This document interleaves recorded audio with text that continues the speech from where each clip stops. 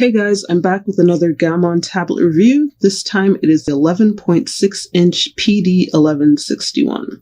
This is a display tablet that has 8,192 levels of pen pressure. It has 8 express keys that you can program to do whatever you'd like. Last time I reviewed the PD1560, and this one's a little bit smaller than that.